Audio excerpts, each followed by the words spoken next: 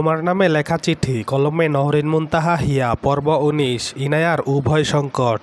ইনায়া যখন উপলব্ধি করতে পারে ফোনের অপর পাশে থাকা মানুষ যে নিঃশব্দে দাঁড়িয়ে আছে সে আর কেউ না, ইভান, তখন তার সারা শরীর পাথরের ন্যায় শক্ত হয়ে যায় মুহূর্তের মধ্যে। তার চোখের কার্নিশ বেয়ে গড়িয়ে পড়ে এক বিন্দু জল। প্রায় ৭ দিন পর ইনায়া আজ প্রথম ইভানের কণ্ঠ শুনছে। তার মনের ভিতরে হাজারো স্মৃতি ঘুরঘুর করছে, কিন্তু অল্প সময়ের মধ্যে তার মনে পড়ে যায় বিয়ের দিনের ঘটনা। ইনায়া নিজের আবেগ নিয়ন্ত্রণ করে কাঁপা কাঁপা কণ্ঠে বলে, ইভান ভাই, আপনি হঠাৎ ফোন করেছেন কেন? নিজের জীবনের সবচেয়ে ঘৃণিত নারীকে বিদায় দিয়ে নিশ্চয়ই অনেক সুখী আছেন। বলেন না ইভান ভাই, আমার বিদায়ে আপনার আত্মা ঠিক কতটা সন্তুষ্ট হয়েছে? ইনায়ার কথা শুনে ইভান এক দীর্ঘশ্বাস ফেলে। তার হঠাৎ করে ফোন দেওয়ার কারণ কি ইনায়া সত্যি উপলব্ধি করতে পারছে না। ইভান ইনায়াকে ঘৃণা করে, বড্ড বেশি অপছন্দ করে, তবে কেন আজ ইনায়ার কণ্ঠ শুনে তার মনে তোলপাড় শুরু হয়ে গেছে। যাকে নিজের জীবন থেকে হাসি মুখে বিদায় দিয়েছে তার কণ্ঠে নিজের নাম শুনে এত শান্তি কেন লাগছে ইভানের? তার জীবনে ঘটে যাওয়া সকল কেনর উত্তর কি দিতে পারবে ইভান? ইনায়ার বিয়ের পর থেকে ইভানের জীবনে সব সুখ হারিয়ে গেছে। শুধু মস্তিষ্ক জুড়ে ঘিরে আছে ইনায়ার স্মৃতি। তার রাতের ঘুমের মধ্যে স্বপ্নে জুড়ে শুধু থাকে একজন মানুষ, তার নাম ইনায়া। ইভান কি সত্যি ইনায়াকে গভীরভাবে ভালোবেসে ফেলেছে? নিজের মনের ঘৃণা আড়ালে ইনায়ার জন্য মায়া জমিয়ে রেখেছে, কিন্তু এখন কি হাজার জনম তপস্যা করেও ইনায়াকে নিজের জীবনে ফিরিয়ে নিয়ে আসতে পারবে? ইভানের ভাবনার মাঝে ইনায়া আবার তাকে পুনরায় ডাক দেয়, যার কারণে হুঁশ ফিরে আসে। ইভান বলে, ইনায়া কেমন আছেন আপনি? স্বামী সংসার নিয়ে নিশ্চয়ই খুব সুখে শান্তিতে দিন কাটছে আপনার। ইভানের কথা শুনে ইনায়ার মুখে তাচ্ছিল্যের হাসি ফুটে ওঠে। সুখ শব্দটা কি তার ভাগ্যে আছে? জীবন শুধু তাকে কষ্ট ছাড়া আর কিছু উপহার দেয় নাই।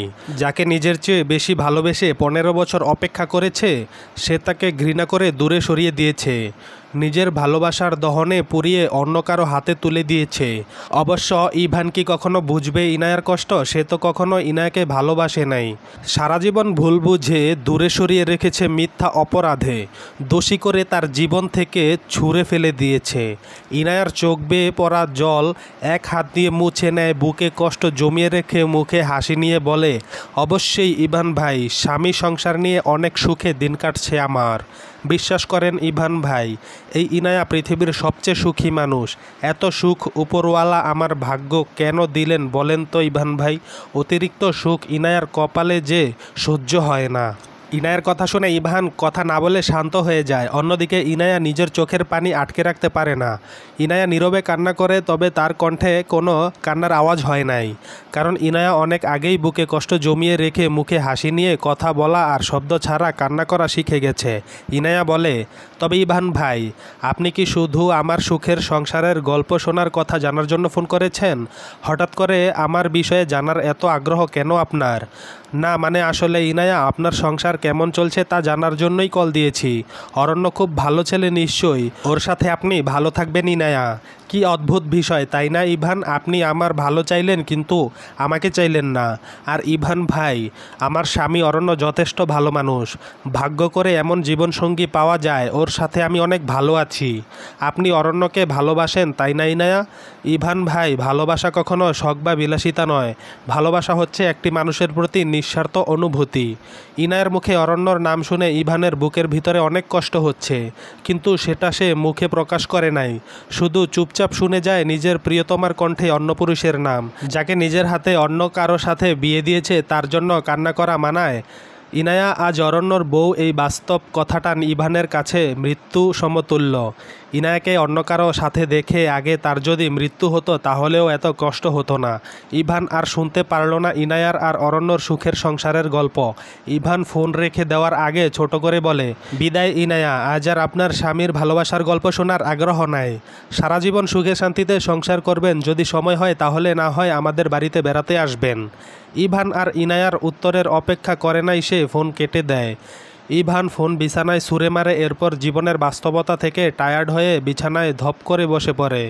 তার বুকের বাপাশে বড্ড বেশি কষ্ট হচ্ছে। এই ব্যথার কি কোনো ঔষধ আছে? আর কে এই ব্যথার ঔষধ লাগিয়ে দিবে তাকে? যে ছিল সে তো আজ অন্য কারো। কেন আজ এত পীড়া হচ্ছে? তার এক অজানা দহনে সমগ্র দেহ মন পুড়ে ছারখার হয়ে যাচ্ছে। ভালোবাসা কি এত কষ্ট দেয় মানুষকে? অন্যদিকে ইনায়া ফোনের স্ক্রিনের দিকে তাকিয়ে দেখে ইভান ফোন রেখে দিয়েছে, যা দেখে সে হাসে। ইনায়ার চোখ বেয়ে গড়িয়ে পড়া জল সযত্নে মুছে নেয়। ইনায়া মনে মনে বলে, মূল্য দিয়ে অমূল্য বানিয়ে মূল্যহীন মানুষ বানিয়ে দিয়ে এখন জিজ্ঞেস করছেন সুখে আছি কি না।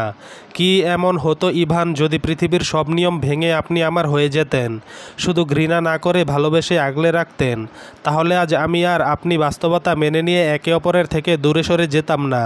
কেন ভালোবাসলেন না আমাকে ইভান ভাই, কেন? ইনায়া নিজের মনে মনে বলা কথাটা বলে ফুপিয়ে কান্না করে দেয়। এরপর আকাশের দিকে তাকিয়ে অল্প সময় নিজের সাথে কাটায়। ইনায়ার মনে হয় হঠাৎ করে পিছনে ছায়ার মতো কেউ এতক্ষণ দাঁড়িয়ে ছিল, কিন্তু ভালো করে খেয়াল করে দেখে সেখানে কেউ নাই। নিজের মনের ভুল ভেবে ইনায়া আর এই বিষয়ে গুরুত্ব দেয় না। প্রায় 2 ঘন্টা পর ইনায়া রুমে এসে দেখে অরণ্য মাত্র ঘুম থেকে উঠেছে, যা ওর চোখ মুখে ফুলা ভাব দেখে বোঝা যাচ্ছে। ইনায়ার দিকে তাকিয়ে অরণ্য বলে, ইনায়া আপনি কখন ঘুম থেকে উঠলেন? আর আপনার চোখ মুখ এমন দেখাচ্ছে কেন? যেন মনে হয় অনেক সময় ধরে কান্না করেছেন। কিন্তু কি হয়েছে আপনার? অরণ্যর কথা শুনে ইনায়া বুঝতে পারে কান্না করার জন্য তার চোখ মুখ ফুলে গেছে, কিন্তু অরণ্যকে সত্যি কথা বলা যাবে না, তাই সে বলে, না অরণ্য, এমন কিছু না, আসলে অনেক সময় ঘুমিয়েছিলাম, তার জন্য এমন হয়েছে। আপনি ওয়াশরুম থেকে ফ্রেশ হয়ে আসেন, আমি আপনার কফি নিয়ে আসছি। ইনায়া কথাটা বলে অরণ্যর সামনে থেকে চলে যেতে চায়, কিন্তু ঠিক তখন ওর হাত শক্ত করে ধরে ফেলে অরণ্য। অরণ্য ওর হাতে টান দিয়ে ইনায়াকে নিজের খুব নিকটে নিয়ে আসে। অরণ্যর এমন কাণ্ডে অবাক হয়ে যায় অরণ্য ইনায়াকে গালে আলতো করে ছুঁয়ে দিয়ে বলে, ইনায়া আপনি আমাকে ঘৃণা করেন, বড্ড বেশি ঘৃণা করেন। আমার কোনো অভিযোগ নাই, কিন্তু প্রমিস করেন কখনো ছেড়ে চলে যাবেন না আমাকে। বিশ্বাস করেন ইনায়া, এই অরণ্য আপনাকে ছাড়া বাঁচবে না। অরণ্যর কথা শুনে ইনায়ার চোখ যায় অরণ্যর চোখে জমে থাকা পানির দিকে। অরণ্যর চোখে পানি কোণে, তাহলে কি অরণ্য শুনে ফেলেছে ইভান আর ইনায়ার কথা? ইনায়া তার গালে থাকা অরণ্যর হাতের উপর নিজের হাতের ছোঁয়া দেয়, এরপর বলে, অরণ্য, মেয়েদের বিয়ের পর স্বামী তার সব কিছু। আপনি আমার স্বামী আর আমি আপনার বিবাহিত স্ত্রী। আপনাকে ছেড়ে কোথায় যাব আমি? ইনায়া, আমার ভালোবাসার মানুষ সবসময় দূরে চলে গেছে। আমার গর্ভধারণী মাও আমাকে ঘৃণা করে। সবার ঘৃণা সহ্য করে আমি বেঁচে আছি, কিন্তু আপনার থেকে দূরে গেলে আর বাঁচতে পারবো না। আমি জানি অরণ্য। আচ্ছা, এখন ইমোশনাল কথা বাদ দিয়ে ফ্রেশ হন, আমি কফি নিয়ে আসছি। অরণ্য ইনায়ার যাওয়ার দিকে অল্প সময় তাকিয়ে ওয়াশরুমে চলে যায়। অন্যদিকে ইনায়া রুম থেকে বের হয়, একটু দূরে গিয়ে দেয়ালের সাথে হেলান দিয়ে দাঁড়িয়ে যায়। ইনায়া মনে মনে বলে, অরণ্য আমাকে মাফ করে দিবেন, হয়তো এই জীবনে আমি আপনাকে কখনো ভালোবাসতে পারবো না, কিন্তু কখনো ছেড়েও যাব না। আপনি আমার স্বামী অরণ্য। নারীর জীবনে অতীত থাকতে হয় না, যা থাকে তা হলো বর্তমান। অতীত থাকা দোষের কিছু না, কিন্তু অতীতে পড়ে থাকা ঠিক না, চলবে।